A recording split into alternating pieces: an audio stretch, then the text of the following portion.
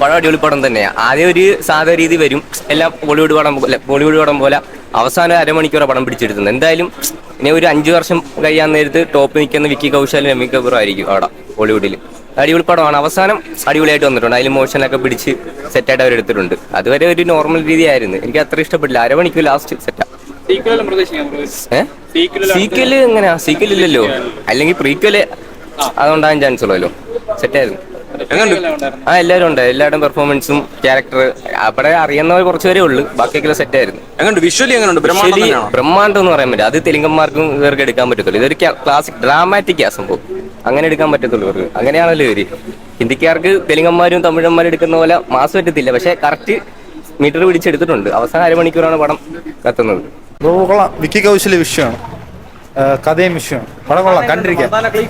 ഇല്ല കുഴപ്പമില്ല. വലിയ റോള് കൊടുത്തിട്ടില്ല, അതുകൊണ്ട് ഓക്കെയാണ്. വിഷയം കാര്യങ്ങളും പടം എല്ലാ സീനിലും പക്ക. വിക്കി കൗശൽ പക്ക സിംഹം. കഥ അറിയാമെങ്കിൽ കുറച്ചുകൂടി എളുപ്പമായിരിക്കും. പിന്നെ വിക്കി കൗശൽ ഓക്കെ, നല്ല ആക്ടിങ് ആയിരുന്നു. സ്പീഡല്ല, ലാഗില്ല, കണ്ടിരിക്കുക. ഹിസ്റ്ററി അറിയാവുന്നവർ ഓക്കെ. വിഷ്വൽ കൊള്ളാം. ഓവറായിട്ട് VFX ചെയ്തിട്ടില്ല, അത്യാവശ്യം ഓക്കെയാണ്. ഫസ്റ്റ് സീനൊക്കെ നൈസാണ്, ലയനെ കൊല്ലുന്നൊക്കെ. ഓവറായിട്ടില്ല, ഓവറാക്കിയിട്ടില്ല. പുഷ്പയുടെ അത്ര ഇല്ല, പക്ഷെ എന്നാലും ആക്ടിങ് ഓക്കെയാണ് ഈ പ്രാവശ്യം. അത്ര ഓവറല്ല, നൈസ് പടം. അടിപൊളിയായിരുന്നു പടം, സെറ്റായിരുന്നു. ഒന്നും പറയാനില്ല. ആ കറക്റ്റായിട്ടുള്ള ഒളിപ്പോര്, ഗൊറില്ല വാർസ്, അതൊക്കെ കറക്റ്റായിട്ട് കാണിച്ചിട്ടുണ്ട്. പിന്നെ കറക്റ്റായിട്ടല്ല, കാണിക്കാൻ പറ്റുന്ന രീതി അവർ കാണിച്ചിട്ടുണ്ട്. പിന്നെ ടോർച്ചേഴ്സ് അവസാനം അനുഭവിച്ച അതൊക്കെ കാണിച്ചിട്ടുണ്ട്. വിഷ്വൽ അടിപൊളിയാണ്, സീനൊന്നുമില്ല. വിക്കി കൗശൽ അടിപൊളി. രണ്ടുപേരുടെ കോംബോ ഒക്കെ അടിപൊളിയാണ്.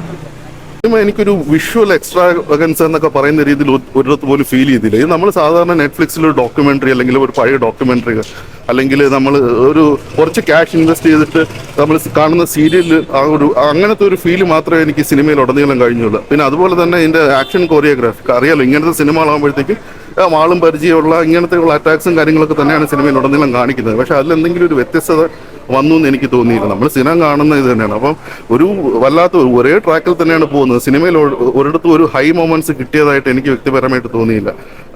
പ്രത്യേകിച്ച് അവരുടെ ആക്ഷൻ സീക്വൻസ്, അതായത് അവർ മുഗൾസ് അറ്റാക്ക് ചെയ്യുമ്പോഴത്തേക്ക് ഇവരെങ്ങനെയാണ് ഓരോരോ, ഇപ്പം നമ്മൾ ഗറില്ല മോഡലിൽ നമ്മൾ അറ്റാക്ക് ചെയ്യും, അല്ലെങ്കിൽ വേറെ മോഡൽ, അങ്ങനെ 3-4 ടൈപ്പുകൾ ഇത് കാണിക്കുന്നുണ്ട്. പക്ഷെ അതിനൊന്നും ഒരു അതൊക്കെ സത്യം പറഞ്ഞാൽ ഒരു ഗൂസ് ബംസ് കിട്ടേണ്ട ഒരു സാധനമായിരുന്നു.